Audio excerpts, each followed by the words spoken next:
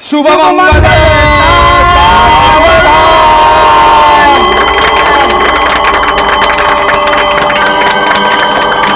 वक्रतुंड महाकाय सूर्यकोटि समप्रभ निर्विघ्नं कुरु मे देव सर्वकार्येषु सर्वदा।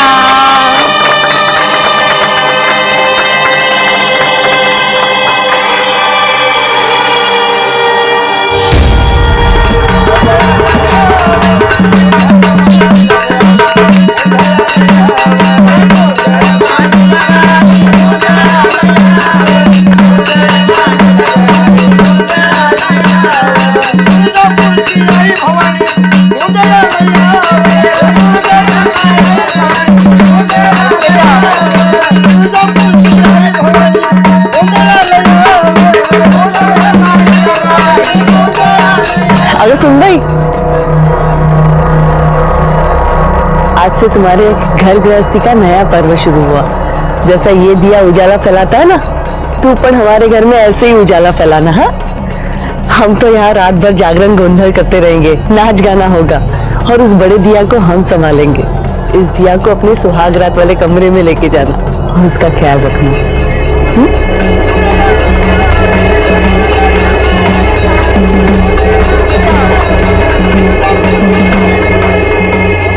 अरे थाम्बा थाम्बा, ये लो तेल और दिए में पूरी रात भर डालते रहना। तेल? हाँ ठीक है सर। रुको, अंदर जाने की बड़ी जल्दी है, मैं एक दिए बिना नहीं जाने दूंगी। मैं भूल गया एक्चुअली, कल दे दूं? चल जाओ। ही दादाकडून तुला भेट। अरे वाह, बारिश। लेकिन हर फसल में ऐसे लेके रहूंगी। हो नक्की। आता जाऊ?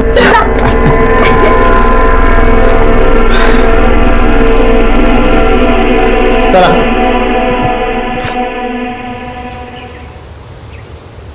विजय भाऊजी, सविता बहिणी, विजय भाऊजी। काय ग विजय? अगं सविता, हाँ मामा, मॅकॅनिक ने गाडी ठीक कर दे। झाली? हो बरं झालं। बरं सचिन, निघतो. Ram Ram. The number you are trying to call is currently switched off. Please try again later. Sachin, लवकर आतमध्ये, वो विजय दरवाजा निकल रहा है। दादा, दादा.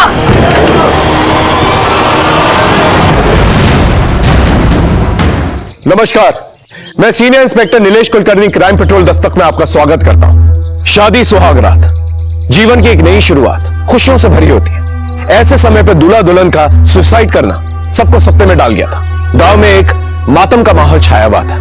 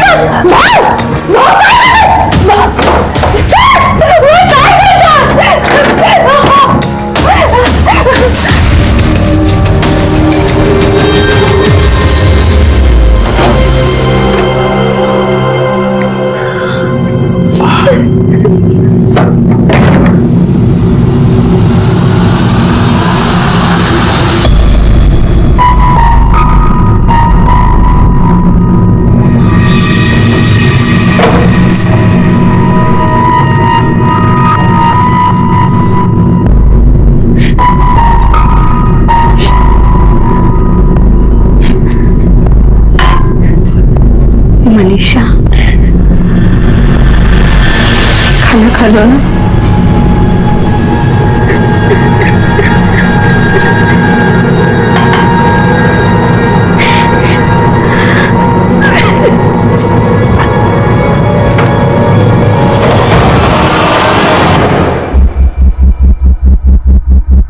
काय करताय तुम्ही? थोडा रहम करो।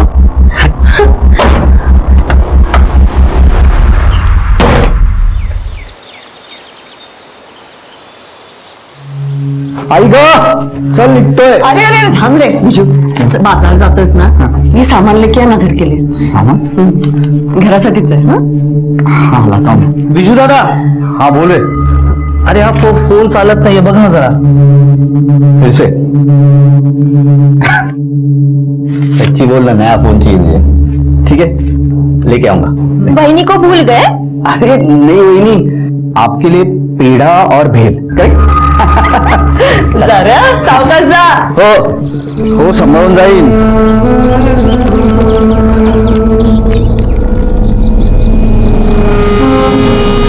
वैशाली तुम्हें क्या चाहिए? अरे शर्मा मत, बताओ क्या चाहिए? चूड़िया. चूड़िया. लाल कलर की. मुझे मालूम है तुम्हें बहुत अच्छा लगता है लाल कलर. मैं लेके आऊंगा. ठीक है, आणतो मी. चल. हाँ घंटे बंद हो. चला.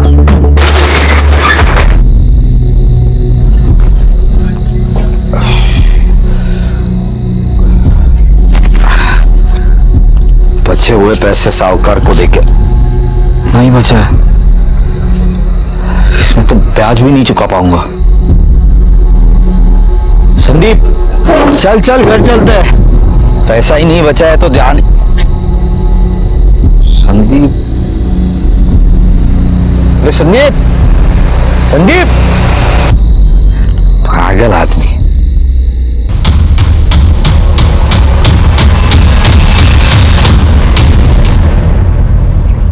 मनीषा. मनीषा. मनीषा.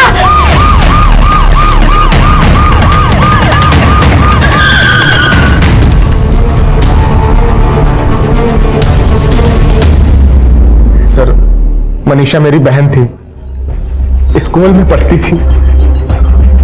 सबसे पहले बॉडी किसने देखी? मेरी पत्नी विनीता ने. हम लोगों को लगा कि वो अपने कमरे में पढ़ रही है, लेकिन सुबह जब ये नाश्ता देने गई तो देखा तो उसने सुसाइड कर लिया. था वो सुसाइड क्यों करेगी? लास्ट एग्जाम में फेल हो गई थी. उसके बाद वो डिप्रेशन में रहती थी, घर से बाहर भी नहीं जाती थी. उसको लगता था कि कहीं आने वाले एग्जाम में फिर ना फेल हो जाए. इस टेंशन में उसने सुसाइड कर लिया. मनीषा की बॉडी पर चोट के निशान है. किसी से मारपीट हुई थी? मेरे साथ कौन मारेगा उसको? मेरी इकलौती बहन थी, बेटी की तरह उसको पाला था. हाँ, एक बार वो स्कूल में खेलते वक्त फिसल के गिर गई थी. शायद वही चोट के निशान होंगे. सर, हाँ, ये नोट मिला है, पढ़ो. जिंदगी जीने की अब कोई वजह नहीं रह गई. सब कुछ बद से बदतर हो गया है. अगर मैं सोचूं भी कि सब ठीक हो जाएगा तो फिर धोखा होगा मेरे साथ, क्योंकि अब कुछ ठीक हो ही नहीं सकता. और जब कुछ अच्छा हो ही नहीं सकता तो मैं जी के क्या करूं? मैं ये जिंदगी छोड़ के जा रही हूँ. ये मनीषा ने लिखा? सर, क्लासरूम नोटबुक में जो हैंडराइटिंग है और इस सुसाइड नोट में जो हैंडराइटिंग है, दोनों सेम लगती है. मनीषा की उम्र क्या थी? 15 साल सर. इतनी छोटी सी बच्ची और ऐसे बचा.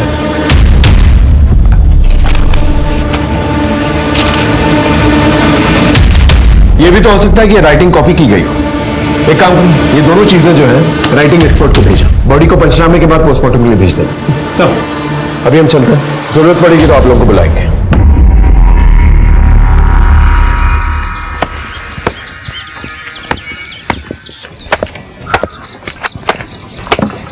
वैशाली. हाँ. माझा पण शर्ट धुत घे.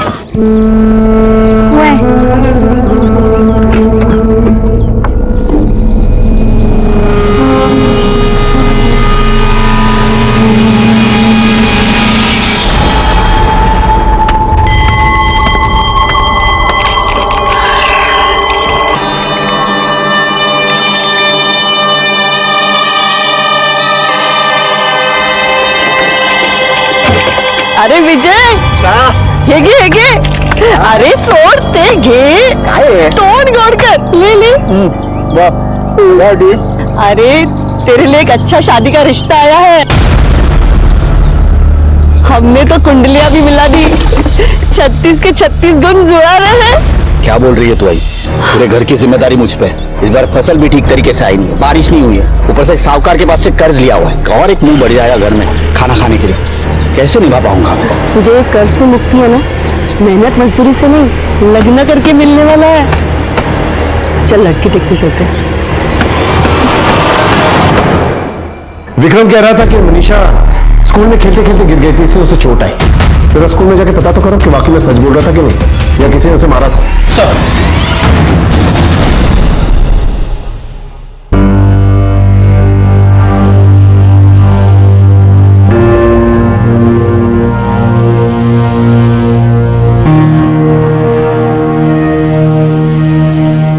सविता, झाली तयारी? देखो तो, वाह किती सुंदर दिसतेस. चिंता मत कर, इस बार सब ठीक हो जाएगा. चल लवकर तयार हो, पाहुणे आले.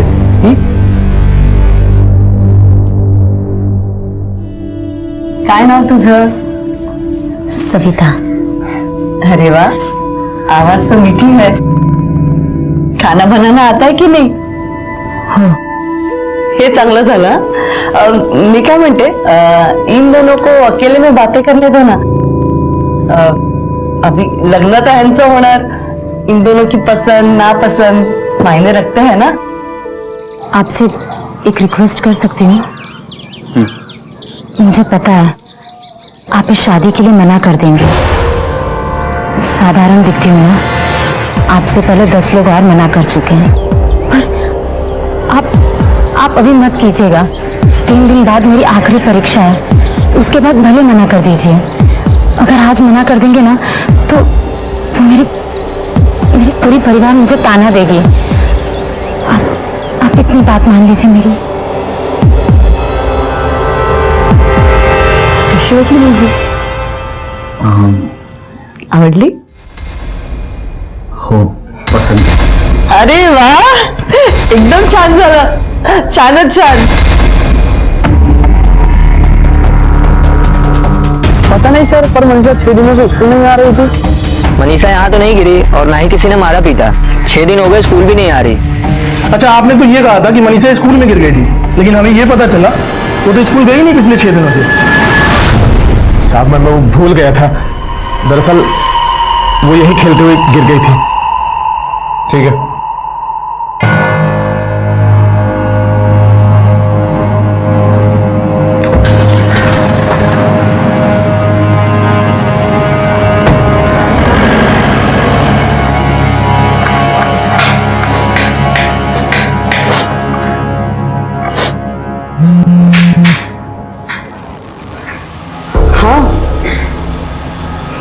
सबर करो ना, सगळं काय तसंच होतंय जैसे हमने प्लान किया.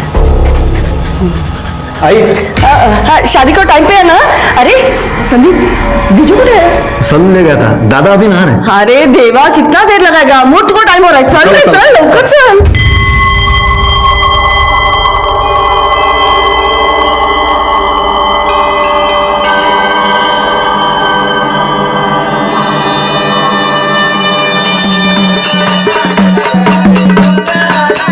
अगर सुन गई,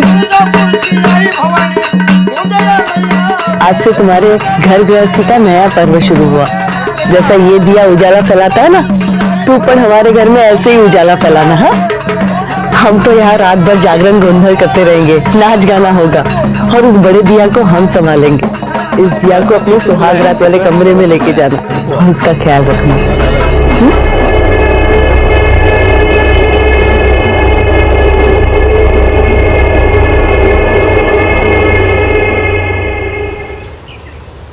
Savita, hold up. The number you are trying to call is currently switched off. Please try again later. बंद है. विजय भाऊजी, विजय, सविता, भाऊजी, सचिन, लवकर आतमध्ये. वो विजय दरवाजा निकल रहा है. दादा, दादा.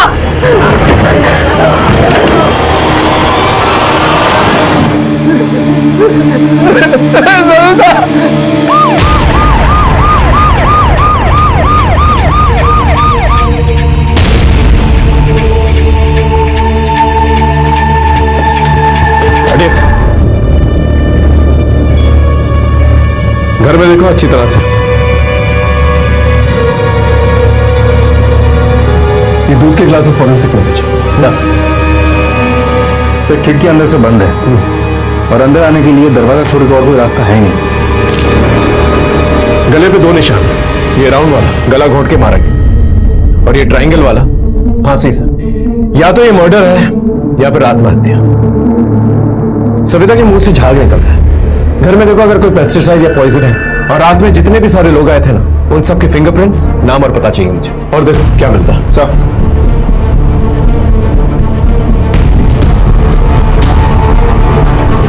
सबसे पहले बॉडी किससे देखी? मैं विजय भाऊजी और सविता को उठाने गई थी, दरवाजा नहीं खुला तो मैंने उन सबको बुलाया। आप?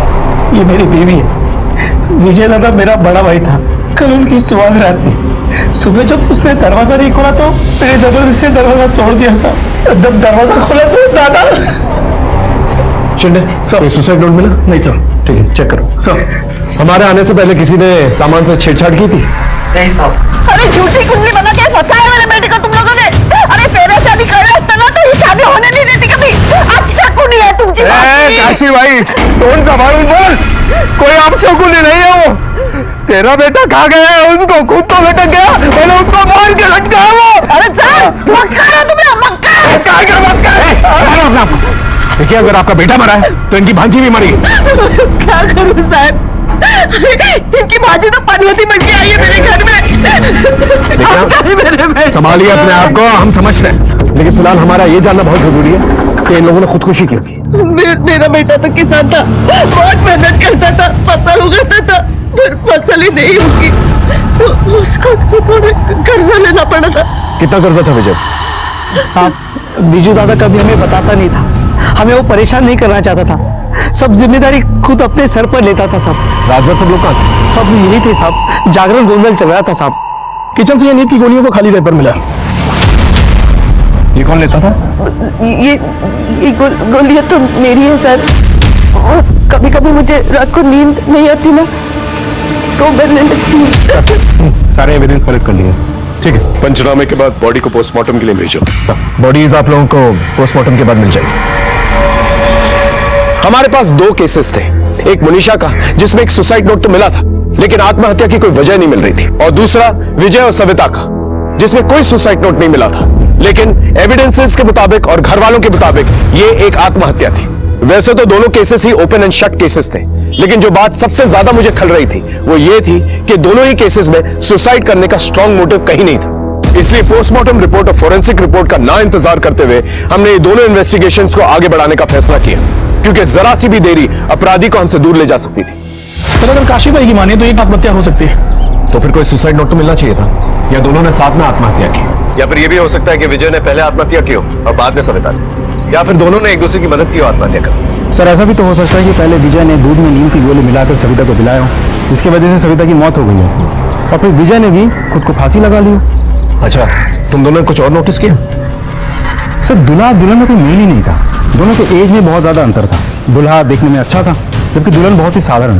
तो सर, ऐसा भी हो सकता है कि इन सारे कारणों की वजह से विजय ने सविता को मार दिया। लेकिन सर, घर वालों ने तो ये बताया कि दोनों शादी से काफी खुश थे और किसी तरीके की कोई जोर जबरदस्ती भी नहीं की गई थी शादी के लिए।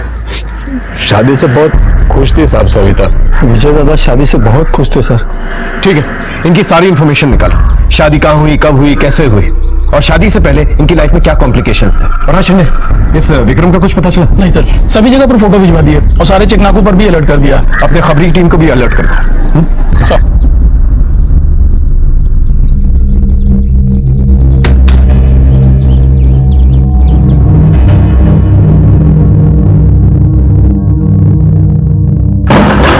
कहाँ थी तुम? कितना इंतजार कर रहा है? काय करूं, घर में मातम छाया हुआ है, निकलने ही नहीं मिल रहा। एक मिनट, ये लो 5 लाख।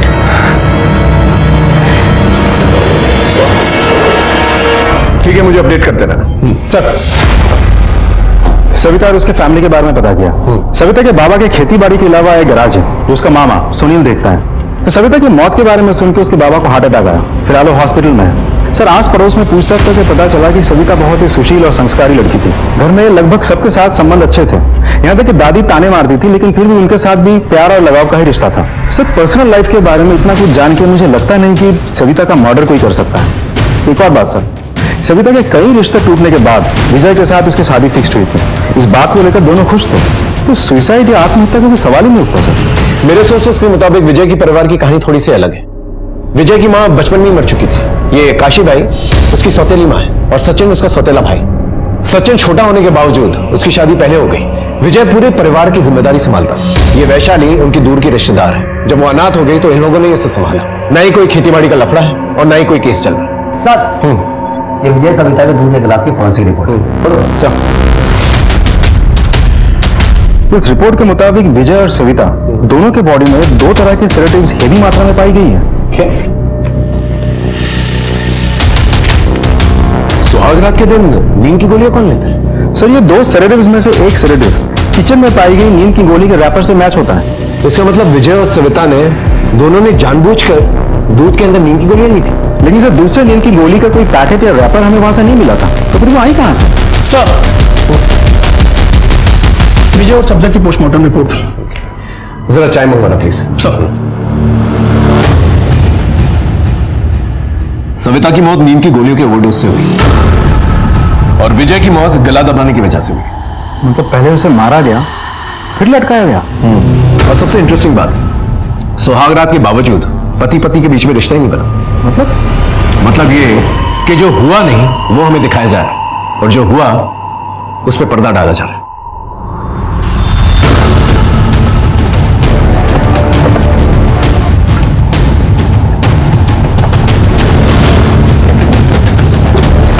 तुम्ही थी काय झालं?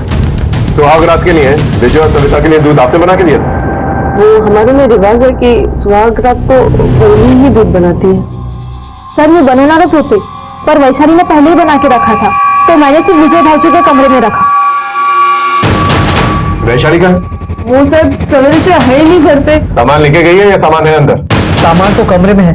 चेक कर सब।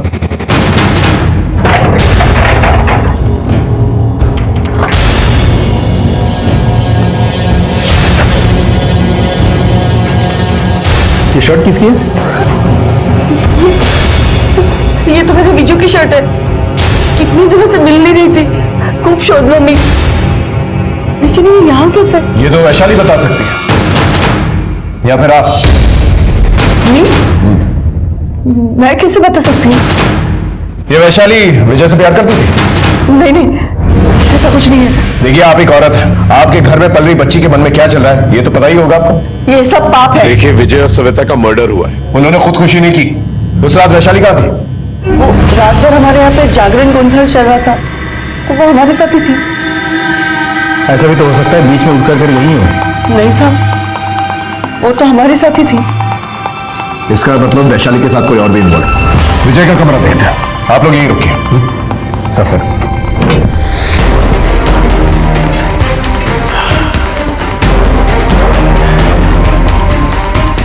कमरा अंदर से बंद था और सविता और विजय कमरे के अंदर थे। कोई कमरे के अंदर आता है और उन्हें मारकर चला जाता है और कमरे के अंदर आने के लिए दरवाजा सिर्फ एक ही है, जो कि अंदर से बंद है।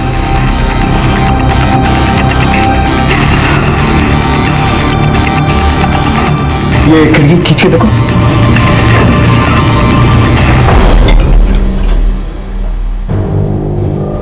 कातिल यहीं से आया, इन्हें मारकर चला गया। लेकिन कौन हो सकता है? सर, वैशाली का फोन लगातार स्विच ऑफ आ रहा है। हमारी जगह ढूंढ रहे हैं उसे, कुछ ना कुछ बहुत जल्द पता चल जाएगा। और ये मनीषा का भाई विक्रम? सर, उसे जुनार के एक एटीएम से कुछ पैसे निकाले थे। इससे पहले कि हम वहां पहुंचते हैं, वो वहां से भाग चुका था, लेकिन हमने उसका अकाउंट ब्लॉक करवा दिया है। बहुत जल्द हाथ लग जाएगा। ये विजय के मर्डर केस में वैशाली के अलावा बाहर से और कौन हो सकता है? किस किस से दुश्मनी थी विजय की? सर, विजय ने जिस साहूकार से कर्जा लिया था उसका पता चल गया। चलो सर।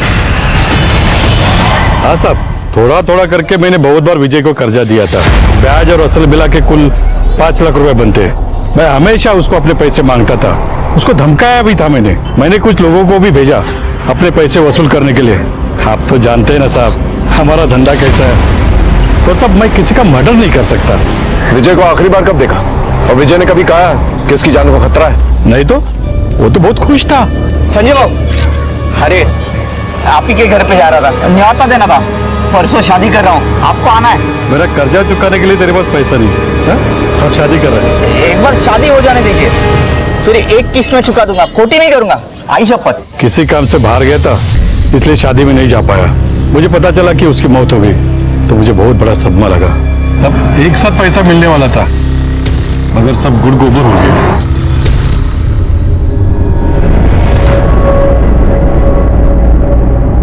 आओ साहेब, 10 लाख रुपए देऊन पोरीचं लग्न केलं। मेरी पोती दिखने में साधारण थी, इसलिए उसकी शादी तय नहीं हो पा रही थी, इसलिए पैसा ढीला करना पड़ा।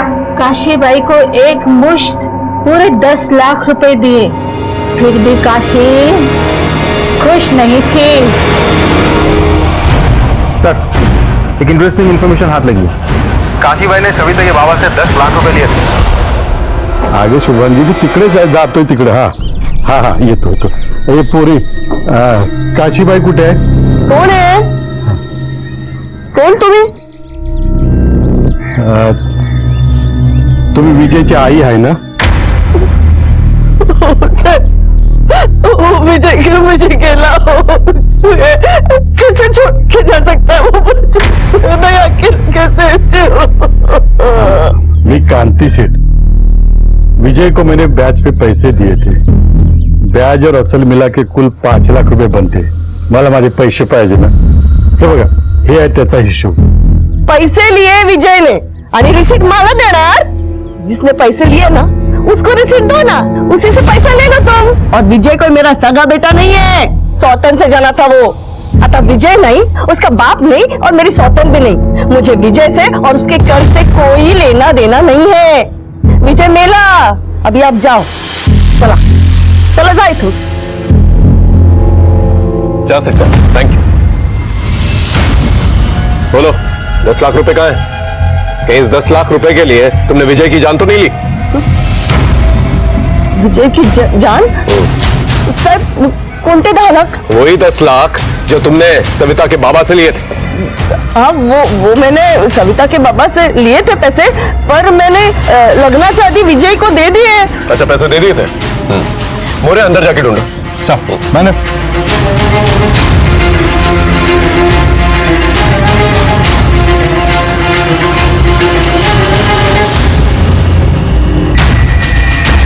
हाँ मोरे।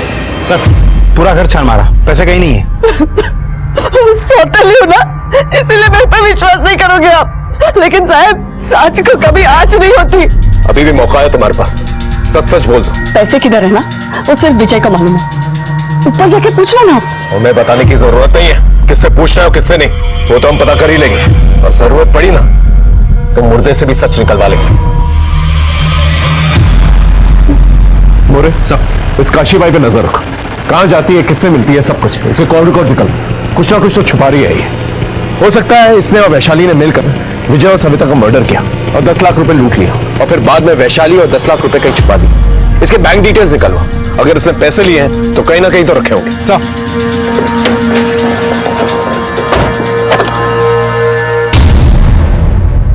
साहब, मेरी बच्ची को ढूंढ लो साहब, ये 3 दिन से घर पे नहीं आई है साहब। इसका नाम माधवी। क्यों? साहब, मेरी बच्ची को ढूंढ लो साहब। बैठी बताइए साहब, ये 3 दिन से घर पे नहीं आई साहब, इसका नाम माधवी है साहब, प्लीज ढूंढ। कंप्लेन दर्ज की? कर रहा हूँ साहब। ठीक है, फोटोज को सब जगह सर्कुलेट करो और अपने खबरी नेटवर्क को भी एक्टिवेट करो।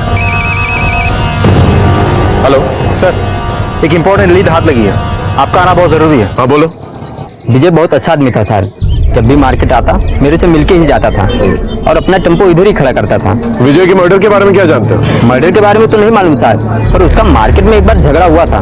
किससे? वो वडगांव के विक्रम बाबू है ना, उनके साथ। चल रहे टेम्पो तेरा? हाँ मेरा। मैंने कुछ नहीं किया। छोड़ोगे नहीं मैं तुझे, जान से मार दूंगा मैं। मैंने सिर्फ इतना सुना, वो विजय को जान से मारने की धमकी दे रहा था। और कुछ? हाँ सर,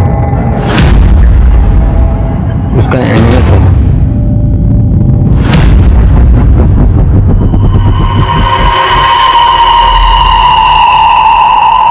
ये तो मनीषा है ना? हाँ सर, लड़की तो मनीषा ही है, लेकिन साथ में जो लड़का है उसकी शक्ल ठीक से नहीं दिख रही है। ये एमएमएस टेम्पो में बनाया गया। और देखो पीछे विजय का नाम और नंबर है। Right sir. हो सकता है ये एमएमएस विजय ने ही बनाया और विक्रम ने देख लिया और उसे जान से मारने की धमकी दे रहा है। ये विक्रम और वैशाली दोनों मुझे चाहिए।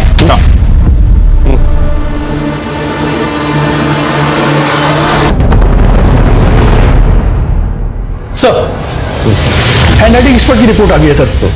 मनीषा की सुसाइड नोट की हैंडराइटिंग और उसके नोटबुक में पाई गई हैंडराइटिंग दोनों एक ही है। तो इसका मतलब मनीषा ने ये लेटर खुद लिखा है। अब सवाल ये उठता है कि ये लेटर उसने अपने मन से लिखा है या जबरदस्ती किसी ने उससे लिखवाया है। सर, फाइनली विक्रम ने अपना फोन स्विच ऑन कर लिया। कालेवाड़ी और सातपुर के बीच एक रिजर्व फॉरेस्ट का लोकेशन है। टीम रेडी है सर। चल चल।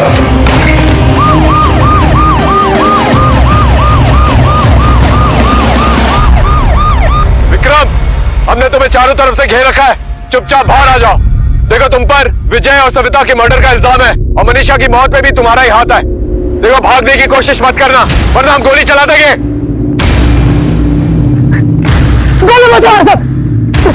सर, मैंने विजय को नहीं मारा है और मनीषा ने मेरी टॉर्चर की वजह से आत्महत्या कर लिया। मनीषा ने मेरे टॉर्चर की वजह से आत्महत्या किया था तो मेरा दिमाग फिर गया। जिस टेम्पो में उसका एमएमएस बना था उसको मैंने ढूंढ निकाला और एमएमएस बनाता तो नहीं बहू, मेरे बहन को बदनाम करता था। बहू मैंने कुछ नहीं किया, मैंने कुछ नहीं किया। बहू मैंने कुछ किया नहीं। छोड़ोगे नहीं मैं तुझे।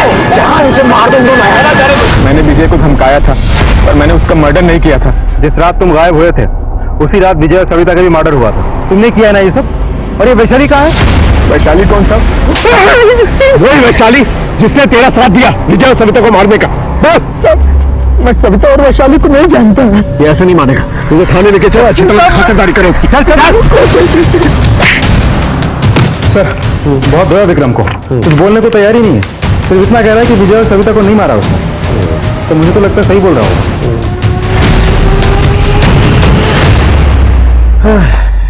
क्या कर रहे हो सर? ढूंढने की कोशिश करो। मैं तुमसे प्यार करता हूं। अगर तुम भी मुझसे प्यार करती हो तो मुझे इस नंबर पे कॉल करना। तुम्हारा और सिर्फ तुम्हारा संदीप। एक नंबर लिखा हुआ है, इस संदीप को जरा फोन तो करो। तो मनीषा को जानता है? मनीषा? कौन मनीषा? लो, ये देख, ये कुछ याद आ या तेरा वीडियो बना हम लोग? बता दो सर, बता दो। मैं विजय दादा के साथ उसके टेम्पो पे हर हफ्ते वडगांव के बाजार में जाता था। वहाँ एक लड़की मनीषा के साथ मेरी जान पहचान हो गई सर। मुझे प्यार हो गया सर उससे। मैंने उसका एमएमएस बनाया लेकिन मेरे एक दोस्त ने चुपके से चोरी कर लिया सर।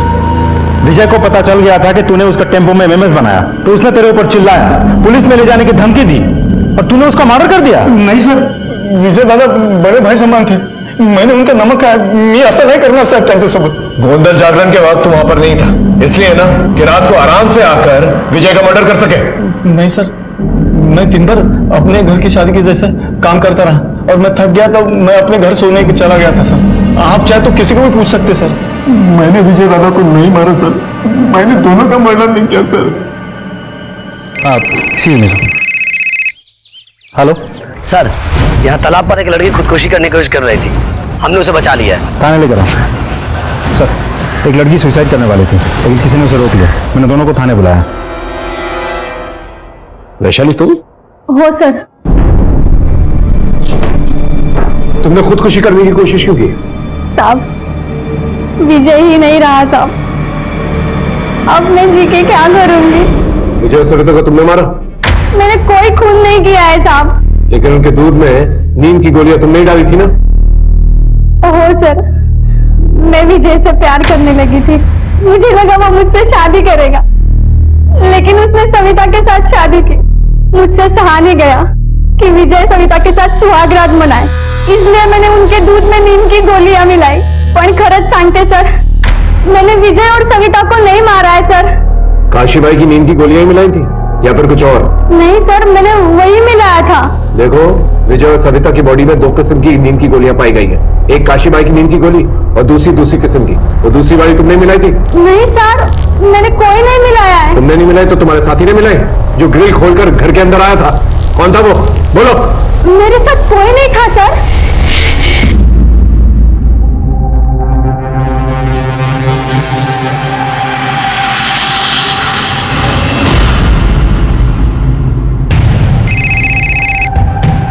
साहब, काशी भाई चुपते चुपते कहीं जा रही है, मुझे तो कुछ और लग रहा है। है क्या? वाह, बाकी के 5 लाख कैसे वैसे मैंने पुलिस से बचा के रखे थे। पुलिस बहुत चालाक है, कधी पण इथे पोहोचू शकते. मी काय म्हणते, ये सारे पैसे लेके तुम कहीं दूर चले जाओ ना. जैसे मामला ठंडा होता है ना, येते ना तुमच्याकडे. ठीक है.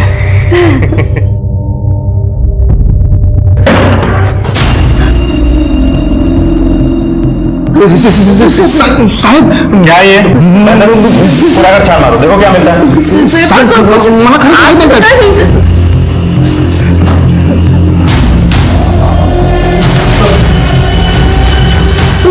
मालूम नहीं.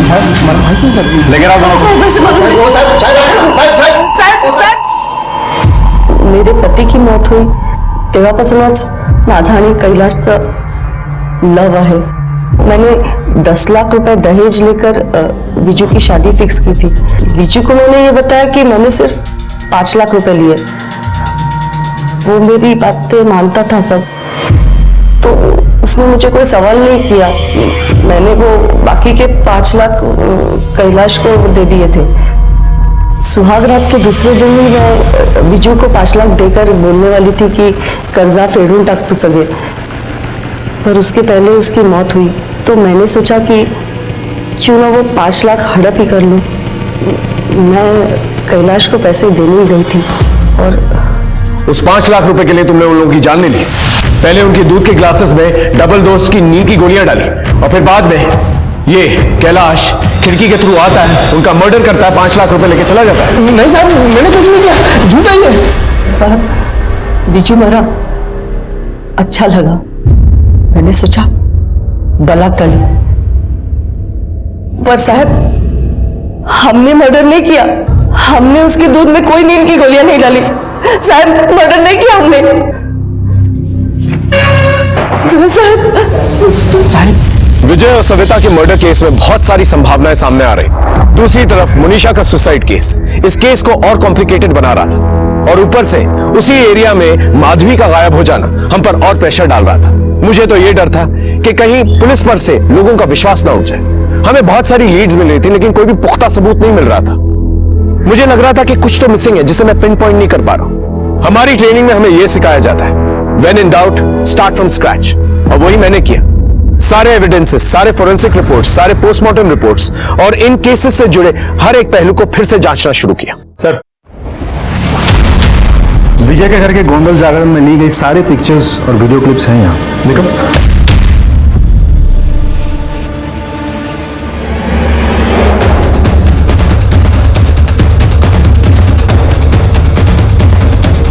इसे जमा करवा देना. ठीक है मोरे, मेरे साथ. अरे हाँ, अरे तुम तो माधवी हो ना?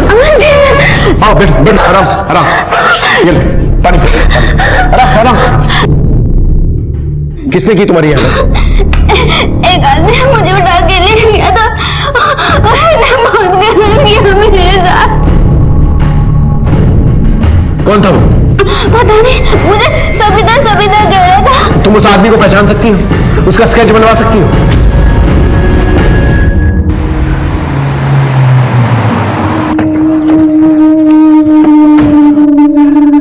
बोलो. क्या हो गया सर? वो मामा ना, उसको बुला के लेकर. सर क्या हुआ सर? अरे कुछ नहीं, हम लोग यहाँ से गुजर रहे थे तो गाड़ी में लगा कुछ खराबी है, तो तुम्हारा तो गिराज है ना, आप ठीक थोड़ा कर दो. हाँ सब, मेरे होते आपकी गाड़ी खराब हो, चुटकी भर में ठीक कर देता हूँ.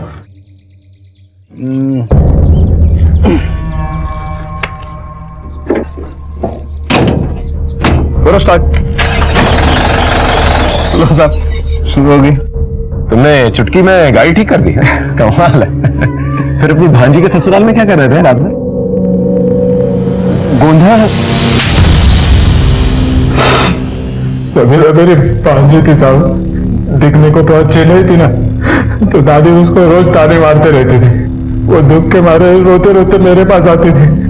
उस इमोशनल अकेली लड़की को मैंने अपने पैर के जाल में फंसाया था साहब. लेकिन वो काशी भाई, वो अपने बेटे विजय का रिश्ता लेके आ गई. और फिर उनकी शादी हो गई साहब। मैं वो रुकवत रखने के बहाने वो विजय के कमरे में गया था, सब स्टडी कर लिया, देखा वो खिड़की की जाली से मैं अंदर आ सकता हूँ। और हम लोगों ने प्लान बनाया साहब, गाड़ी से वो स्क्रू ड्राइवर लेके आया, सविता को दिया और वो नींद की दवाइयाँ, और कहा कि रात में वो ग्रिल खोल देना। बाहर घूमते चल रहा था ना साहब, मैं पेट खराब होने का बहाना करके बार बार पीछे जाता था।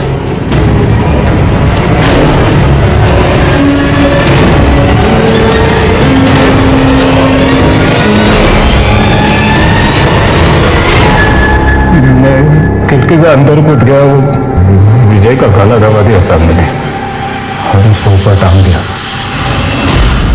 सविता को बोला नींद की गोलियां खा ले, ताकि लोगों को लगेगा कि उसने पहले बीवी को अपने दवा पिलाई नींद की और फिर खुद आत्महत्या कर ली। पर वो मुझे ये नहीं पता था ना साहब कि दूध में पहले से ही दवाइयाँ डाली हुई है।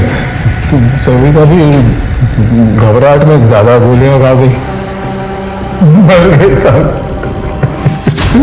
तूने मादी को क्यों किडनैप करके रखा था? कई दिनों तक उसके ऊपर टॉर्चर करता रहा। हाँ? कौन माधवी साहब? ये माधवी, इसे किडनैप किया था ना तूने? ये आई थी हमारे पास, इसे तेरा स्केच बना के दिया हमें। बोल। वो सविता जब थी ना तो मुझे उसकी आदत लग गई थी ना साहब। सविता तो मर गई तो मैं वो माधुरी को उठा दिया, उसको वो हमारा गैरेज है ना, वो गैरेज के पीछे कमरा है बंद पड़ा हुआ बंगाल, उसमें रोका था साहब। तेरी किस्मत में ना सिर्फ सलाखें लिखी, लेकिन अफसोस तू उन सलाखों की ठंडक अपनी उंगलियों पे महसूस नहीं कर पाएगा। हर गुनाह होने से पहले दस्तक जरूर देता है। विजय के घर वालों ने इस बात पर बिल्कुल भी ध्यान नहीं दिया कि सुनील मामा इतने अच्छे मैकेनिक होने के बावजूद अपनी खुद की गाड़ी क्यों नहीं ठीक कर पाए। अपनी भांजी के ससुराल में वो रात भर क्या कर रहे थे, और गोंदल जागरण के वक्त बार बार उठ के वो पीछे क्यों जा रहे थे। सुनील मामा और सविता ने मिलकर इस साजिश को अंजाम दिया, और घर वाले शादी की मस्ती में मस्त रहे। मनीषा के बड़े भाई विक्रम को तो सबसे बड़ी दस्तक मिली थी एमएमएस के रूप में, लेकिन कानून की मदद लेने के बजाय उसने कानून खुद अपने हाथ में ले लिया, और नतीजा मनीषा की आत्महत्या। विजय के साथ भी यही हुआ। उसने वैशाली के आकर्षण और लगाव को नजरअंदाज किया। अगर उसे पहले ही भांप लिया होता कि वैशाली उसे प्यार करने लगी है, तो शायद वो और सविता उन नींद की गोलियों के शिकार न बनते। सविता ने तो हद ही कर दी। उसने ये कभी समझा ही नहीं कि हर एक नाजायज रिश्ता कोई ना कोई खतरनाक अपराध की दस्तक होता है। अपने मामा के प्यार में इतनी अंधी हो गई कि पहले एक जुर्म किया और फिर बाद में खुद ही एक साजिश का शिकार बनी।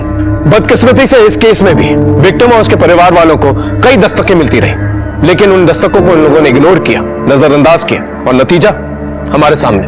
मैं उम्मीद करता हूं आप लोग अपनी आंखें खुली रखेंगे, समाज में होने वाली दस्तकों को सुनेंगे, समझेंगे, और अपराध से मुक्त होने में पुलिस और प्रशासन की मदद करेंगे। सब खेतबाड़ी के मार्केट में आग लगी है, हमें तुरंत निकलना होगा। ठीक है। देखते हैं हमारे आज के एपिसोड की दूसरी कहानी।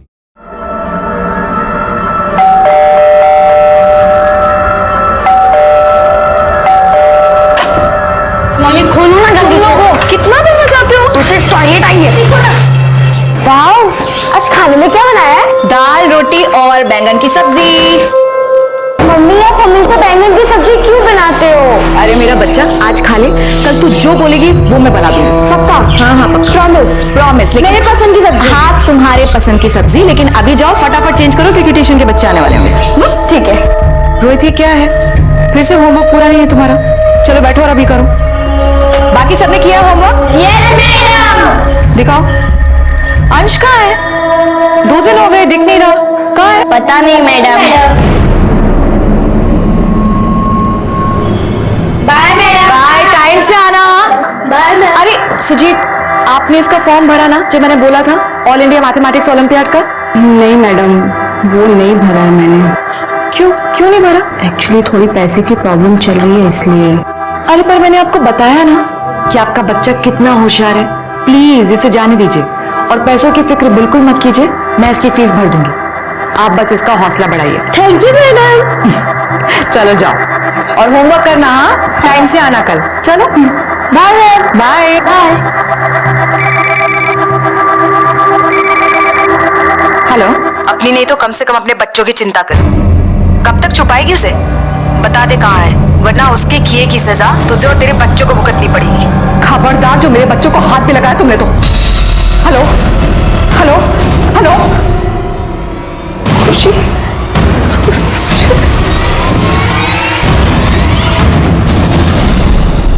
मम्मी आप तो हमें कभी स्कूल से लेने नहीं आती, पर आज क्यों आई? आज के बाद स्कूल से लेने ही नहीं, छोड़ने ही मैं ही आऊंगी।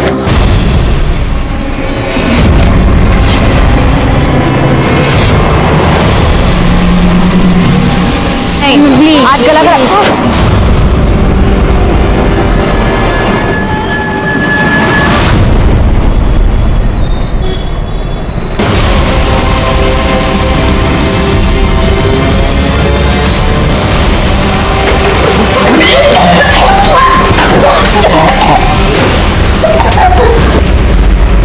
ये क्या हुआ इन बच्चों को? ऐसे उल्टियाँ क्यों कर रहे हैं? सर पता नहीं क्या हुआ सर, अचानक से उल्टी करने लगे। किसके बच्चे हैं?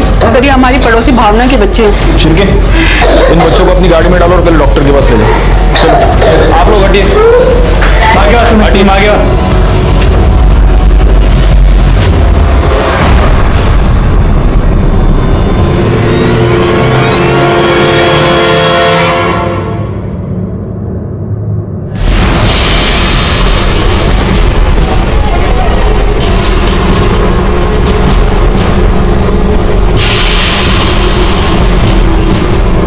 अपने करियर में इतने मर्डर्स देखे मोरे, लेकिन किसी को इतना ब्रूटली मारा हुआ पहली बार देखा है।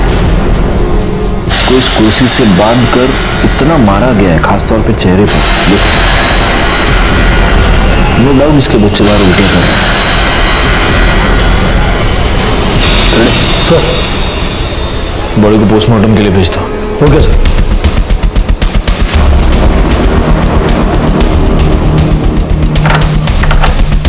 सर डोर लैक सब कुछ इंटैक्ट, फोर्स एंट्री का कोई भी निशान नहीं। हो सकता है जिसने भी किया हो उसका कोई पहचान वाला। ये देख रहे हो, या तो ये औरत या इसके घर में कोई और टीचर है।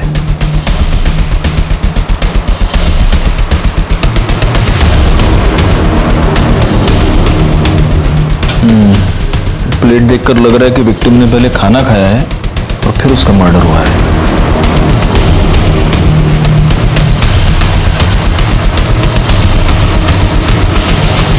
आपके पड़ोस में एक औरत का खून हो गया, आप में से किसी ने कुछ भी नहीं देखा, कुछ भी नहीं सुना? सर वो दोपहर का टाइम था ना, तो सब आदमी लोग काम पे चले जाते हैं और हम लोग भी घर में बच्चे लोग उतने टाइम आते हैं, इसलिए बिजी रहते हैं सर। लेकिन कोई आवाज भी नहीं आई सर, आवाज आती तो हम लोग जरूर देखते थे। ये भावना ये यहाँ पर कब से रहती है? सर वो 3 महीने पहले इधर शिफ्ट हुई हैं अपने दोनों बच्चों के साथ। सर यहाँ के सारे बच्चों को ट्यूशन वही पढ़ाती थी, बहुत अच्छी लेडी थी सर। और इसका पति? पति के बारे में तो पता नहीं सर, मतलब भावना ने कभी बताया नहीं और हमने भी कभी नहीं देखा। तो मतलब इसके पति के बारे में किसी को कुछ भी नहीं पता? नहीं सर, कभी बताया ही नहीं।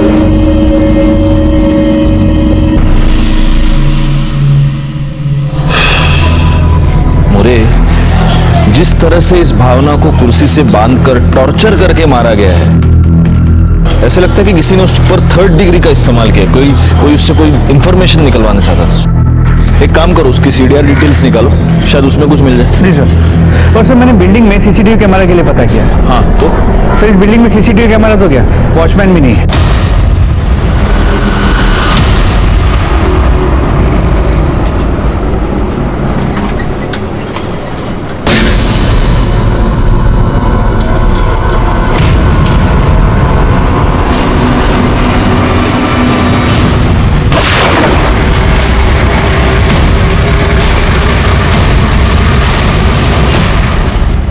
सर भावना की पोस्टमार्टम रिपोर्ट मेल में आ गई है। सर उसकी मौत 9 तारीख को दोपहर 1 और 3 के बीच हुई थी।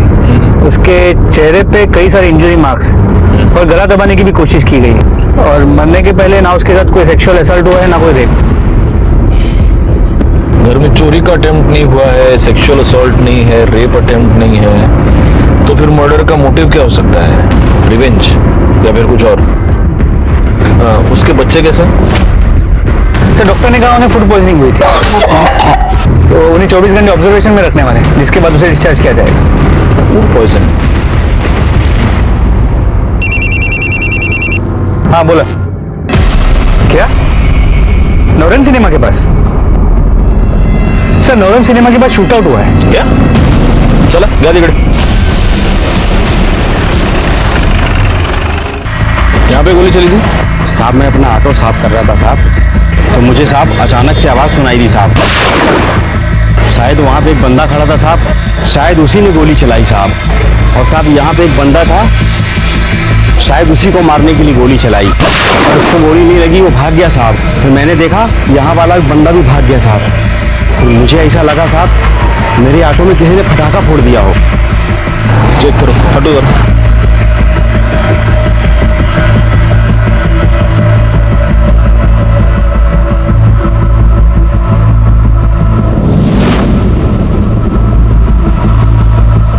सर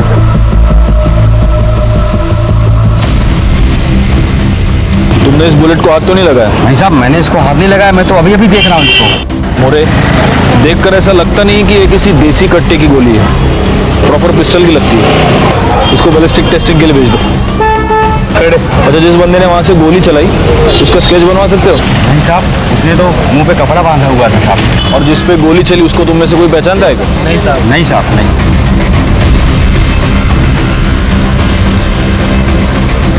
मोरे, उस सीसीटीवी कैमरे का सारा फुटेज चाहिए। सर कोई बच्चा अंश भावना मर्डर केस के बारे में कुछ बताना चाहता है। बताओ क्या? अंकल, मैं भावना मैम के पास पहले ट्यूशन पढ़ता था, तो फिर मैं 2 दिन ट्यूशन नहीं गया, तो तीसरे दिन मैम मुझे सड़क पे मिले।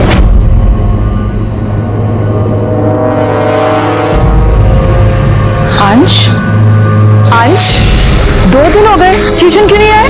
मैम, मैंने वो इंदू ताई को गुंडों से बचाया था, तो फिर आई ने कहा कि 2-3 दिन बाहर मत निकलो, इसलिए नहीं आ रहा हूँ। बहनी सच बोल रही है। उस दिन जब मैं कॉलेज गई थी ना, तो पर्शिया ने मेरा रास्ता रोक लिया और गंदे गंदे कमेंट्स कर रहा था। तभी अंश ने उसका ध्यान भटकाया और मैं वहाँ से निकल पाई, वरना कहाँ मिलेगा पर्शिया अभी?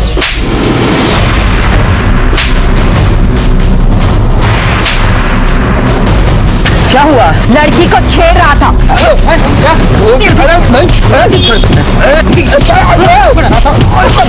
शर्म नहीं आती तुम्हें? आज के बाद कभी भी मैंने तुझे किसी लड़की को छेड़ते हुए देखा या रोकते हुए देखा तो हम सब मिल करके पुलिस कंप्लेन करेंगे, समझा तू? फिर सब लोग के जाने के बाद पर्शिया बोल रहा था, तेरे को तो ऐसा सबक सिखाऊंगा ना, सारी टीचरगिरी निकल जाएगी तेरी।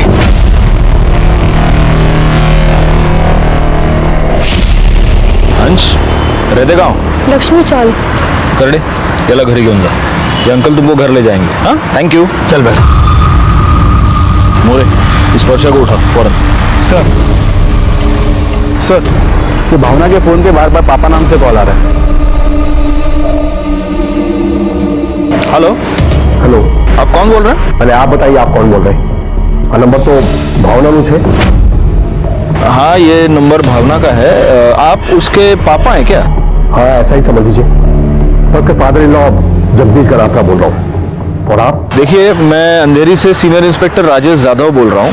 भावना कहाँ है? अब उसका फोन आप लोगों के पास क्या कर रहा है? Mister Ganatra, I am very sorry to inform you, लेकिन आपकी बहू भावना का मर्डर हो चुका है। What? मर्डर? ये उसका फोन हमें क्राइम स्पॉट पर मिला।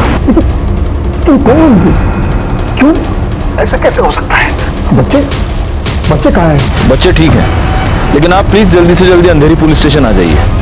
मैं अपना नंबर आपको भेजता हूँ।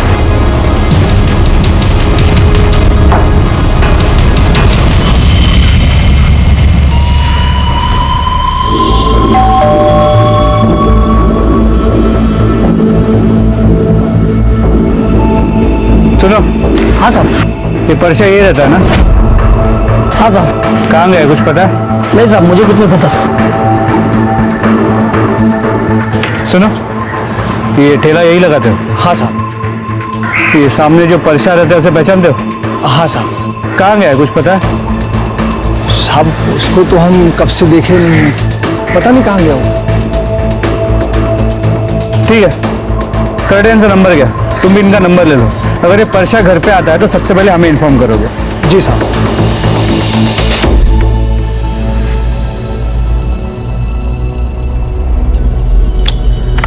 मोरे, अब इसने तो गमछे से मुंह ढका है, ये दिख नहीं रहा है, लेकिन जिस पर गोली चली है वो तो साफ दिख रहा है। एक काम करो, ये इतना इमेज क्रॉप कर दो और इसकी इमेज सर्कुलेट करो, हमें पता तो चले ये है कौन जिसके ऊपर इतना बड़ा शूट आउट हो गया और उसने अभी तक रिपोर्ट नहीं किया। सर, ते जगदीश गनात्रा आलेत, बुलाओ उन्हें।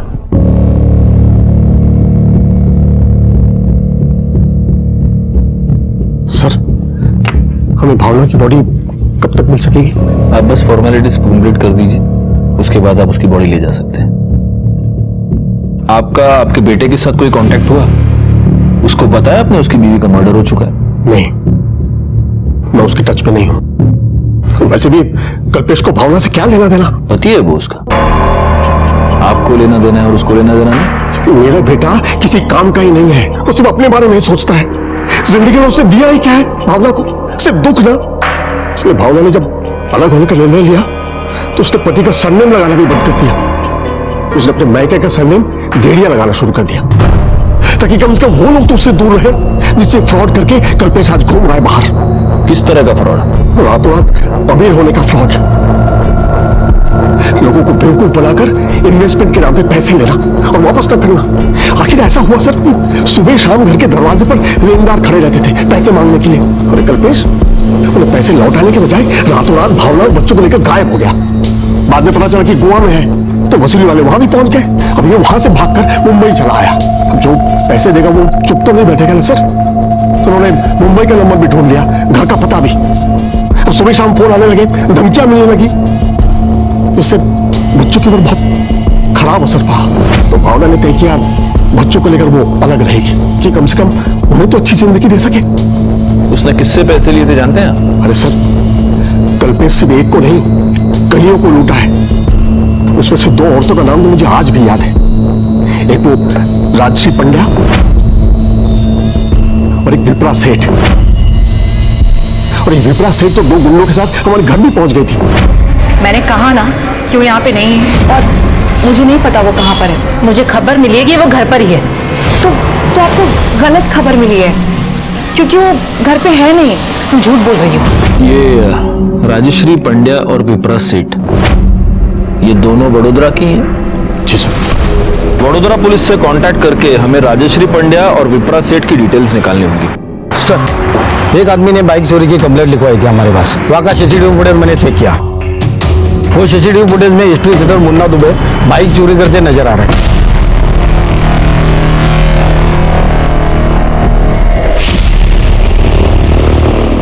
इसका फोटो लेकर सारे पुलिस स्टेशंस में और अपने खबरों में सर्कुलेट कर दो। Okay sir. मोरे, हम बच्चों के साथ चलकर बात करते हैं। मम्मी बहुत अच्छी थी, पर पापा अच्छे नहीं है सर। क्यों? पापा क्यों अच्छे नहीं है? क्योंकि वो हमेशा मम्मी से झगड़ा करते थे। एक काम ढंग से नहीं करती है तू। लेकिन कब तक हम लोग ऐसे सब? चुप! मेरे सामने ना जबान तो लड़ा नहीं मत, बोल रहा हूँ। चुप! मुझे पापा से बहुत डर लगता है अंकल। एक बात बताओ, तुम लोग मम्मी के साथ शिफ्ट हो गए, तब उसके बाद तुम्हारे पापा तुमसे मिलने के लिए यहाँ पर आए थे? हाँ, 2-3 बार आए थे, पर वो आकर भी मम्मी से झगड़ा ही करते थे। अच्छा, मुझे एक और बात बताओ, तुम्हारे पापा को पूछते हुए कभी कोई और यहाँ पर आया था? नहीं। एक मिनट, ये आदमी? नहीं अंकल। Are you sure? पर एक दिन जब मम्मी हमें स्कूल से लेकर आ रही थी, तब सड़क पर एक आंटी मिली थी। आजकल अगर राजश्री तुम यहाँ, तुझे क्या लगा तू और तेरा पति भाग के यहाँ आ जाओगे तो किसी को पता नहीं चलेगा? देखो, मेरे और मेरे पति का कोई लेना देना नहीं है। तेरा उसके साथ क्या, उसका भी तेरे साथ कोई लेना देना नहीं है। भूल गई? तेरे होते हुए भी वो मेरे पास आया था। प्यार का नाटक करके 20 लाख का चूना लगा के गया। और इस लिस्ट में मैं अकेली लड़की नहीं हूँ और बहुत सारी लड़कियां हैं। बाकियों का तो मुझे पता नहीं, लेकिन मैं उससे बदला लिए बिना उसे नहीं छोड़ने वाली हूँ। और बदला लेने के लिए मैं किसी भी हद तक जा सकती हूँ, समझी? तो जाओ किसी भी हद तक और ढूंढो उसे। ठीक है, अभी हम लोग चलते हैं, तुम अपने दादाजी के साथ अच्छे से रहना।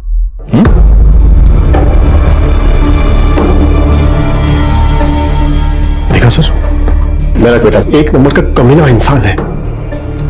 मुझे तो उससे बेटा कहते हुए शर्म आती है। वैसे भावना की बॉडी आपको कल मिल जाएगी। Thank you sir.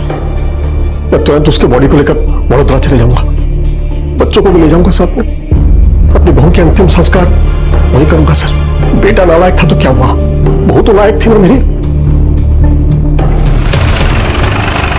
ठीक है, मैं अपडेट करता हूँ। सर, वडोदरा पुलिस ने बताया कि विप्रा सेठ ने कल्पेश गनात्रा के खिलाफ वहां के पुलिस स्टेशन में रेप और फ्रॉड की कंप्लेंट फाइल की। वडोदरा पुलिस से फौरन कांटेक्ट करो और विप्रा सेठ को यहाँ बुलाओ पुलिस स्टेशन।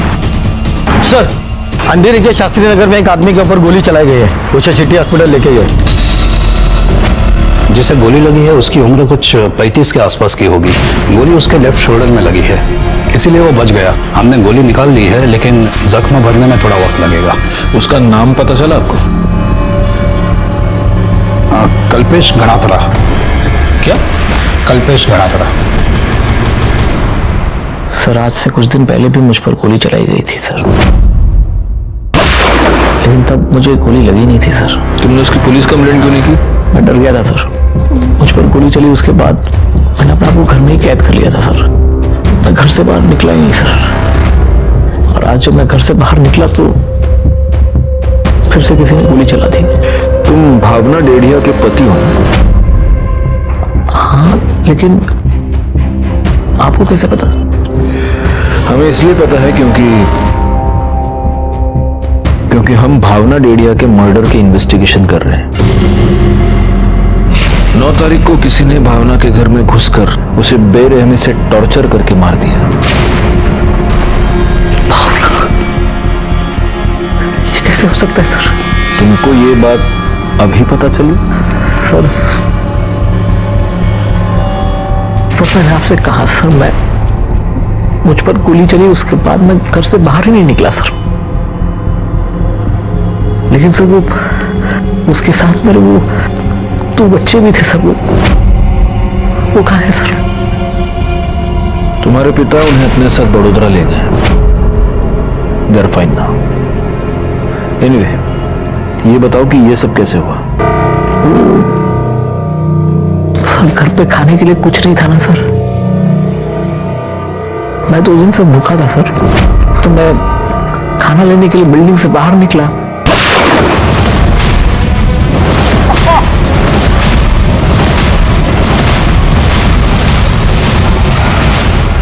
तुमने उस बंदे की शक्ल देखी? नहीं सर, उसने अपना चेहरा गमछे से ढका हुआ था। और पहली बार जब तुम पर अटैक हुआ था तब उसकी शक्ल देखी थी? नहीं सर, तब भी ढका हुआ था। क्या तुम्हें ऐसा लगता है कि ये दोनों अटैक्स एक ही आदमी ने किए होंगे? पता नहीं सर। तुम्हें किसी पर शक? जी नहीं सर। मोरे, इसके कंधे से जो गोली रिकवर हुई है वो डॉक्टर से ले लो, उसे बैलिस्टिक टेस्टिंग के लिए भेज दो। इसकी पूरी दुनिया के साथ दुश्मनी है, लेकिन इसको किसी पर भी शक नहीं। साला अजीब बात है। हाँ बोला। ठीक है, तुम उस पर नजर रखो। सर, बाइक चोरी केस में जो history sheeter Munna Dubey involve था, उसे बोरीवली के बस स्टॉप पे देखा गया है। चलो।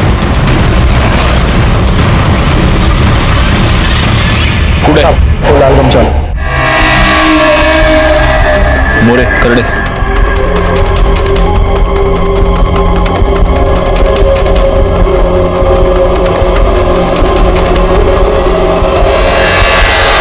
अरे करड़े, सर के पास जाओ। मोरे, एम्बुलेंस। सर,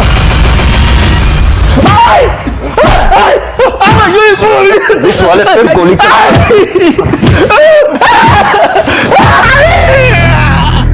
देख, बहुत लंबे के लिए अंदर भेजूंगा तेरे को मैं।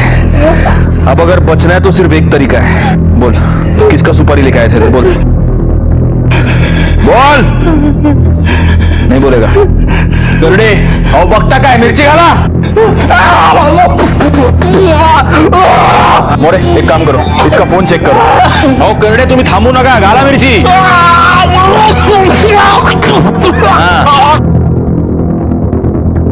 गरुड़े सर, कल्पेश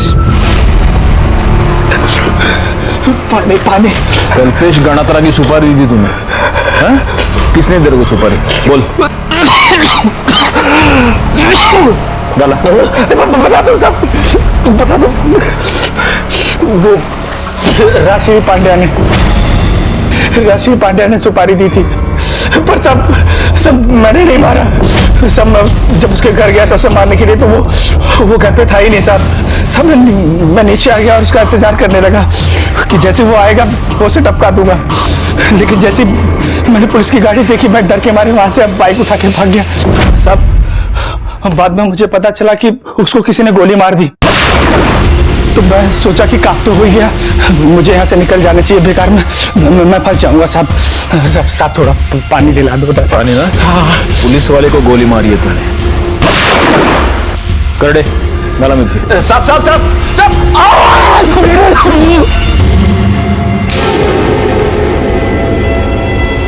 तो राजश्री पंड्या मैडम, तुमने भावना को टॉर्चर किया, उससे कल्पेश का पता निकलवाया और फिर तुमने कल्पेश की सुपारी दे दी।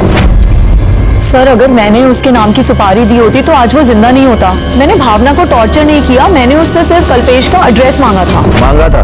तुम्हारी भाषा में इसको मांगना कहते हैं। कल्पेश की सुपारी क्यों दी? बोलो। सर, दी तो नहीं थी, लेकिन अब देना चाहती हूँ।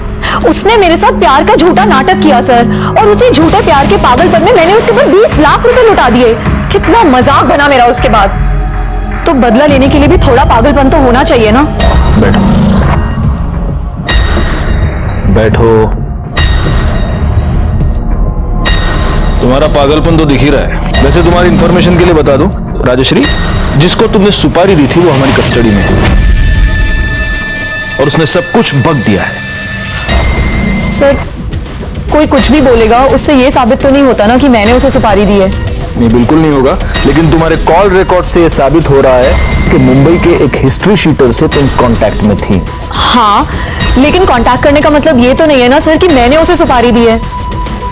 ये भी हम साबित करेंगे। पाटिल मैडम, बिठा के रखो इन्हें। चलो उठा।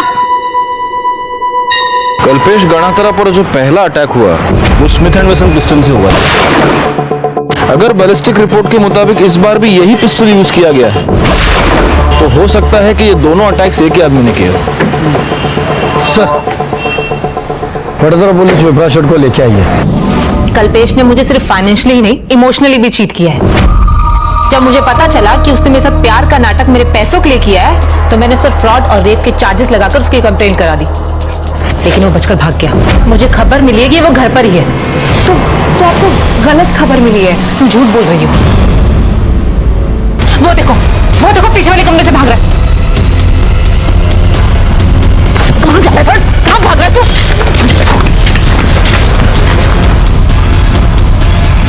तुम्हें पता तुम्हारा पति लड़कियों को बेवकूफ क्यों बना रहा है? क्योंकि तुम जैसी अंधी औरत उसका साथ दे रही है। तुम्हें ये लगता है कि अपने कमीने पति का साथ देकर तुम पत्नी धर्म निभा रही हो।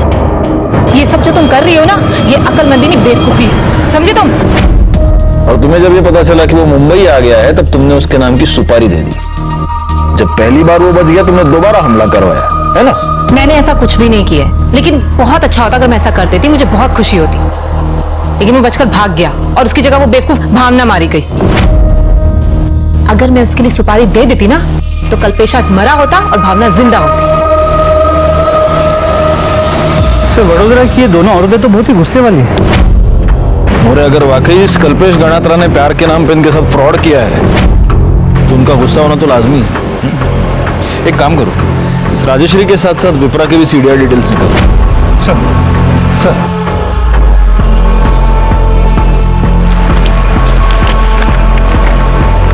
सर कल्पेश गनात्रा पे जो दूसरी बार गोली चली थी उसकी बैलिस्टिक रिपोर्ट। ओह, इस बार गाउटी कट्टा यूज हुआ है, यानी दोनों बार दो अलग अलग वेपन से फायर हुआ है। तो मेरी जो थियरी थी, दो अलग अलग लोगों ने अटैक किया उस पर। लेकिन सर ये भी तो हो सकता है कि शूटर वही हो, लेकिन इस बार उसने अलग बंदूक का इस्तेमाल किया ताकि वो हमें गुमराह कर सके। हो सकता है। चलो इस कल्पेश गणात्रा से चल के बात करते हैं। तुम पर एक बार नहीं दो बार अटैक हुआ है, और फिर भी तुम्हारा यह कहना है कि तुम्हें किसी पर शक नहीं। सर मेरी किसी के साथ कोई दुश्मनी नहीं है सर। नहीं, तुम्हारी किसी एक के साथ दुश्मनी नहीं है, तुम्हारी बहुत लोगों के साथ दुश्मनी है। हमें तुम्हारी कलरफुल हिस्ट्री के बारे में पता चल चुका है। कल्पेश गणात्रा, राजश्री पंड्या, विप्रा सेठ और भी बहुत सारे नाम हैं। देखो अब हमारा टाइम वेस्ट मत करो और सब सच सच बता दो। मेरा सबसे बड़ा दुश्मन मेरा खुद का बाप है सर। एक नंबर का घटिया इंसान। कहने में शर्म आती है सर, लेकिन कैसे कहूं, मेरे बाप का मेरी बीवी के साथ अफेयर था। क्या? जी हाँ सर, और उन्हीं की वजह से हमने वडोदरा छोड़ा था। मैंने सोचा कि भावना को उनसे दूर ले जाऊंगा तो शायद मामला ठंडा हो जाएगा, सब कुछ ठीक हो जाएगा, लेकिन नहीं, उन्होंने हमें गोवा में भी ढूंढ लिया।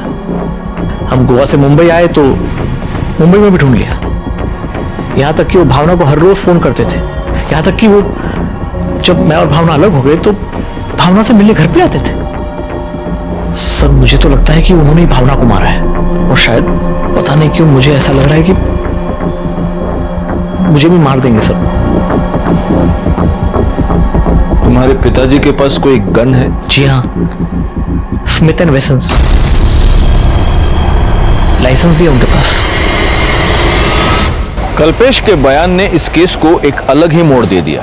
भावना के मन में जगदीश के प्रति जो रिस्पेक्ट और केयर थी, इसका अब कुछ अलग ही मतलब निकल रहा था। वडोदरा पुलिस ने हमें इस बात का भी कंफर्मेशन दिया कि जगदीश के पास एक लाइसेंस्ड स्मिथ एंड वेसन पिस्टल थी। हमने उस पिस्टल को सीज करके उसे बैलिस्टिक टेस्टिंग के लिए भेज दिया, इस बात को कंफर्म करने के लिए कि कल्पेश पर जो गोली चलाई गई वो क्या इसी पिस्टल की थी या नहीं। हमारे सामने बहुत सारे सस्पेक्ट्स थे, लेकिन सबूत किसी के खिलाफ नहीं था। और तभी राजश्री और विप्रा के कॉल रिकॉर्ड से हमें एक ऐसी बात मिली जिससे इस केस को सुलझाने की हमारी उम्मीदें बढ़ गईं। सर राजश्री और विप्रा की कॉल रिकॉर्ड चेक की, राजश्री तो क्लीन है, लेकिन विप्रा के कॉल रिकॉर्ड से ये पता चल रहा है कि भावना के मर्डर के एक हफ्ते पहले से वो इस केस के एक सस्पेक्ट के साथ रेगुलर टच में थी।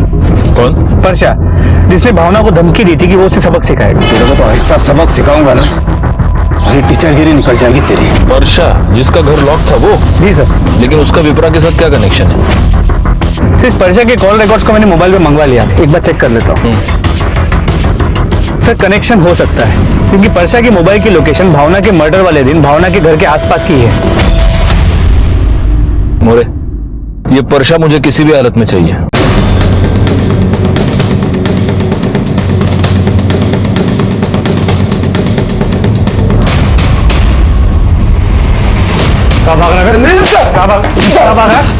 सर मेरे कुछ नहीं किया सर।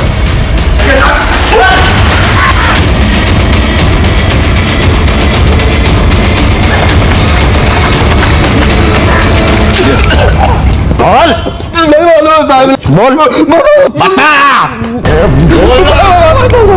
बोलता हूँ साहब, सच बोलता हूँ। बोल। वो विप्रा को पहले से किधर से पता चल गया था कि वो मेरा भावना के साथ पंगा है, तो उसने सामने से मेरे को फोन किया था साहब। बोली वो भावना से कल्पेश का पता निकल के देंगे ना, मेरे को 50,000 रुपए देंगे साहब। मैं जेब से कर था साहब, एकदम पोका। तो हाँ बोल दिया सर, 25,000 रुपए एडवांस में उसने उसी दिन दे दिया था साहब। 25 बाद में देके बोला काम होने के बाद। तो साहब मैं वो 9 तारीख को दोपहर को कुछ 2:30 बजे के करीब उसके घर पे गया था साहब। लेकिन मैं जब उधर गया ना तो मेरी बढ़ गई। वो भावना को किसी ने कुर्सी पे बांध के बुरी तरह मार दिया था साहब। वो पहले से मरी हुई थी। वो पहले से मरी हुई नहीं थी, उसको तूने मारा। तूने उसको टॉर्चर किया कल्पेश का पता जानने के लिए, क्योंकि विप्रा ने तुझे सुपारी दी थी। टॉर्चर से भावना मर गई, तुझे कल्पेश का पता चल गया और तूने वो पता जाकर विप्रा को बताया, इसलिए विप्रा ने कल्पेश की सुपारी दी थी। आई शपथ करो बोलते हो साहब, मेरे को नहीं मालूम है, मैंने कुछ नहीं किया है साहब। भावना के मर्डर के चार्ज में अरेस्ट हो गई करडे, जोपर्यंत आप मर्डर से कबूल करत नाही तब तक खिलाते रहो इसको। सर और मोरे, बड़ोड़ा पुलिस को इन्फॉर्म करो ताकि वो विप्रा को अरेस्ट कर सके। वर्षा को इंट्रोगेट करने के बाद हमें ऐसे लगा जैसे हमने भावना मर्डर केस को सॉल्व कर लिया है। वर्षा को अरेस्ट कर लिया गया, लेकिन इससे पहले कि वडोदरा पुलिस विप्रा सेठ को अरेस्ट करती वो फरार हो चुकी है। लेकिन इससे हमें इस बात का कंफर्मेशन मिल गया कि हम राइट ट्रैक पर थे। बैलिस्टिक रिपोर्ट के मुताबिक कल्पेश पर जो गोली चलाई गई थी, जो ऑटो की सीट पर मिली थी, वो जगदीश गणात्रा के पिस्टल से ही चलाई गई थी। लेकिन जगदीश गणात्रा के पास इस बात की पक्की एलिबाई थी कि जब कल्पेश पर हमला हुआ तब वो खुद वडोदरा कोर्ट में मौजूद था। मुझे पता था आप लोग आने वाले हो, लेकिन आप लोग मुझे अरेस्ट नहीं कर सकते। मैंने पहले ही एंटीसिपेटरी बेल ले ली है। आप अपने वकील होने का इतना फायदा उठाएंगे तो हमें भी पता है, लेकिन हम आपको अरेस्ट करने नहीं, आपसे कुछ सवाल पूछना है। बैठिए, बैठ के बात करते हैं, बैठिए।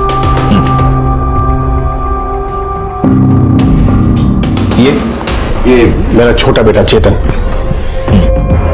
एक बात बताइए मुझे, आप तो यहाँ वडोदरा में थे, तो वो कौन हो सकता है जो आपका पिस्टल कल्पेश पर हमला करने के लिए यहां से मुंबई तक ले गया? उन्हें खबर न थी। हमारे घर में तो हम दो ही हैं, मैं और मेरा बेटा चेतन, और ये फाइनल LLB का स्टूडेंट है। और उस दिन ये क्लास में गया था। इतने बड़े घर में कोई नौकर है ना, घनश्याम काका। लेकिन 2 दिन पहले वो गांव चले गए। एक्चुअली उनके बेटे की तबीयत खराब है। कौन सा गांव है? देखिए, घनश्याम हमारे भरोसे का आदमी है। उसने मेरे दोनों बेटों को गोद में बिठाकर बड़ा किया है। वो भला मेरे बेटे को क्यों गोली मारेगा? मैंने सिर्फ आपको पूछा उसका गांव कौन सा है। Sir, Bishanpur, Kota district, Rajasthan. और इससे उस घनश्याम का नंबर और उसका फोटो ले लो।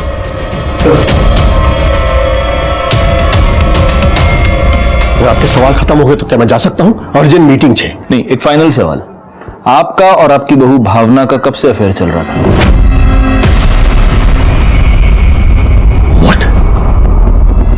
आंसू बकवास है। आप ऐसा सोच भी कैसे सकते हैं? भावना मेरी बेटी जैसी थी। ये मैं नहीं कह रहा हूं, ये आपका बेटा कल्पेश कह रहा है कि आपका उसकी बीवी के साथ, यानी आपकी बहू के साथ अफेयर चल रहा था। मेरे बाप का मेरी बीवी के साथ अफेयर था। कल्पेश भी था? अपने बाप और बीवी के बारे में इतनी गंदी बात सोचता है, ये मुझे पता ही नहीं था। आप अक्सर उसके घर आते जाते थे, दिन में 3-3 बार उसको फोन करते थे। इसका क्या मतलब था? क्या मतलब है? मतलब वो मेरी बहू थी, मेरे पोता पोती उसके पास थे, तो वो कैसे है जानने के लिए मैं उन्हें फोन करता था। सर, घनश्याम के कॉल रिकॉर्ड्स और मोबाइल लोकेशन के मुताबिक वो राजस्थान के बिशनपुरा गांव में है। 9 सितंबर को सुबह 10 बजे उसका फोन बड़ौदा में स्विच ऑफ है और 11 सितंबर को बिशनपुरा गांव में ऑन हुआ है। सर, वडोदरा से मुंबई जाने में कितना टाइम लगता है? सर, करीब 7 से 8 घंटे। और वडोदरा से ये कोटा बिशनपुरा? तो हो सकता है 10 से 11 घंटे हो। लेकिन सर, अब ये सब क्यों पूछ रहे हैं? इसलिए पूछ रहा हूं क्योंकि शायद कल्पेश पर जो अटैक हुआ है उससे इस घनश्याम का लेना देना हो सकता है।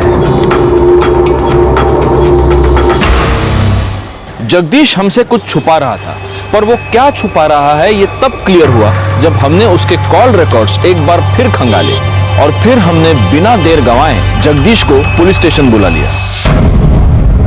12 और 13 तारीख को जब आप मुंबई में थे तब एक नंबर पर आप लगातार कॉल कर रहे थे, और जब हमने पता किया तो हमें पता चला कि वो नंबर बैजू ढोलकिया का है, जो मुंबई अंडरवर्ल्ड में सूरती चिकना नाम से जाना जाता है, शार्प शूटर है वो।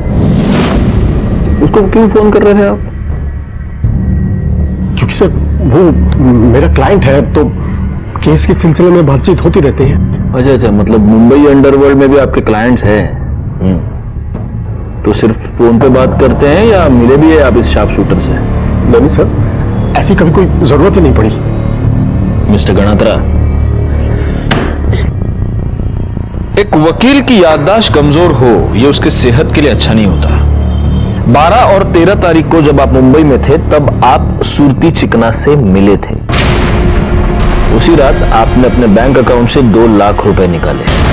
मतलब मोरे, मैंने आज तक देखा है कि क्लाइंट्स अपने वकील को पैसा देते हैं। ये मैंने पहला वकील देखा है जो अपने क्लाइंट को पैसा देता है। हाँ, गणात्रा? एक्चुअली सर वो मैं मिस्टर गणात्रा, झूठ बोलने से पहले आप 10 बार सोचिए, क्योंकि आपका ये सो कॉल्ड क्लाइंट सूरती चिकना हमारी कस्टडी में है और वो सब कुछ बोल चुका है, सब कुछ। क्या करता सर मैं? कल्पेश ने मुझे मजबूर कर दिया था। मुझे पता है भावना की मौत भी कल्पेश की वजह से हुई है, और अगर ये कल्पेश जिंदा रहा तो उसकी कीमत उसके बच्चों को चुकानी पड़ेगी। इसलिए मैंने सोचा कि इतने लोगों के मरने से तो अच्छा है कि वो कल्पेश ही मर जाए।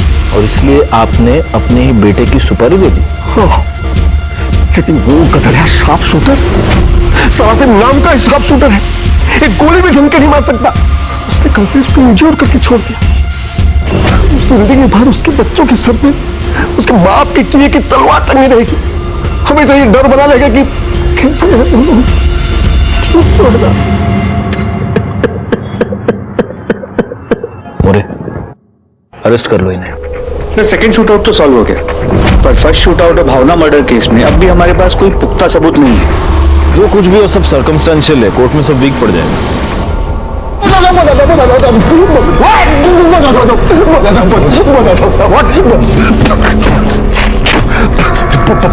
पानी तो थोड़ा, पानी तो पहले बता फिर पानी। अब आप बताओ साहब, किसी की मुसीबत में मदद करने का गुनाह है?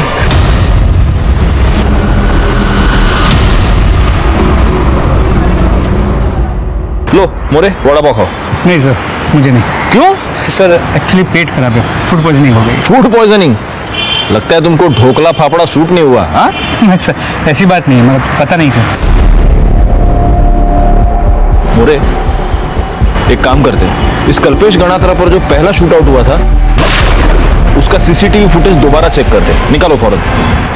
सर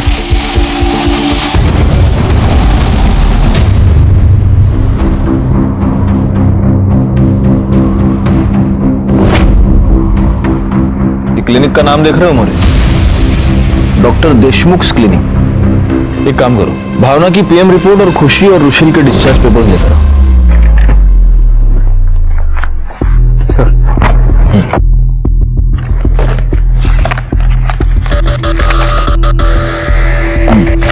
ये देखो, रुशिल और खुशी को मशरूम की वजह से फूड पॉइजनिंग हुई थी।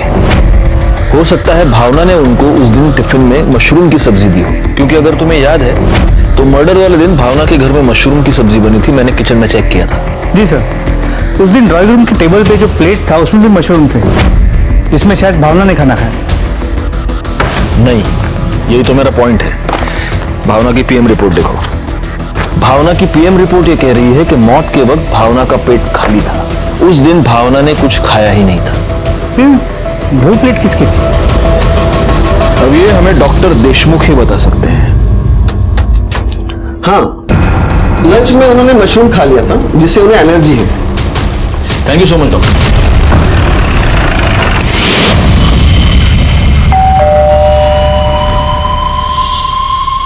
जरा दरवाजा खोलो, तुमसे बात करनी है। ये क्या बकवास कर रहे हैं आप? जिससे मर्डर के उसको पकड़ नहीं पा रहे, इसलिए मुझे फंसा रहे हो। अच्छा, भावना के मर्डर के बारे में तुम्हें पहले से ही पता था, लेकिन जब हमने तुम्हें भावना के मर्डर के बारे में बताया तो तुमने इतना लाउड रिएक्शन दिया जैसे तुम्हें कुछ पता ही ना, जबकि एक दिन पहले तुमने खुद घनश्याम को भावना के मर्डर के बारे में सब कुछ बताया था। साहब, कल्पेश ने 9 तारीख को यूएसए से मेरे को फोन किया और मुझे बताया कि भावना बिटिया को किसी ने जान से मारा है। आप क्या बोल रहे हैं? मैं सही कह रहा हूं, मुझे कुछ समझ में नहीं आ रहा आप क्या कह रहे हैं। करडे, समझाओ इसको। मैं बताता हूँ। बैठो। बोलो। जिन जिन से मैंने पैसे लिए थे, धीरे धीरे उन लड़कियों को पता चल गया कि मैं कहाँ छुपा था। मुझे नहीं पता वो कहाँ पर है। पहले तो भावना बचा लेती थी, लेकिन मुझसे अलग होने के बाद वो मेरे किसी काम की नहीं थी। फिर मैंने सोचा कि क्यों ना उन लोगों से बचने के लिए एक बार फिर भावना का इस्तेमाल किया जाए। मैंने सोचा कि भावना को इस बार ऐसे मारूंगा कि देखने वाले को ऐसा लगेगा कि मेरी इंफॉर्मेशन निकालने के लिए किसी ने इसको टॉर्चर करके मारा है। भावना के मर्डर के बाद ये पुलिस केस हो जाएगा और जो लोग मेरी जान के पीछे पड़े थे वो भी शांत हो जाएंगे। अब मुझे पता था कि भावना दोपहर को अकेली रहती है, तो मैं एक दिन दोपहर को उसके घर पे चला गया। तुम? देखा मोरे, तुम्हारे फूड पॉइजनिंग ने एक मर्डर के सॉल्व कर दिया। क्या आप कल्पेश जैसे आदमी को इंसान कहेंगे? मैं तो नहीं कह सकता। उसने ना सिर्फ भावना को टॉर्चर करके मारा, बल्कि उसी के लाश के सामने बैठकर बाद में खाना भी खाया। एक जानवर भी ऐसी वहशियाना हरकत नहीं कर सकता। कल्पेश का यही वहशीपन उसके लिए जुर्म की सबसे बड़ी दस्तक थी, जिसे वो समझ नहीं पाया और आज अपनी सारी उम्र वो जेल में काट रहा है। भावना ने इंदु को तो न्याय दिलवाया, लेकिन वो इस बात को बहुत देर से समझी कि कल्पेश के रूप में वो एक अपराधी को बचा रही है। वो भी जुर्म की दस्तक को सुन नहीं पाई और अपनी जान गंवा बैठी। जिन बच्चों का उज्जवल भविष्य वो देखना चाहती थी, अब वो उन बच्चों को कभी देख ही नहीं पाएगी और वो बच्चे भी उम्र भर अपनी माँ के लिए तरसते रह जाएंगे। मैं सीनियर इंस्पेक्टर राजेश यादव आपसे विदा लेता हूँ। दोबारा मिलूंगा, तब तक सतर्क रहिए और देखते रहिए क्राइम पेट्रोल दस्तक, क्योंकि मकसद बताना नहीं, बचाना है। जय हिंद। क्राइम पेट्रोल के ऐसे ही मजेदार एपिसोड्स देखने के लिए हमारे चैनल को सब्सक्राइब करें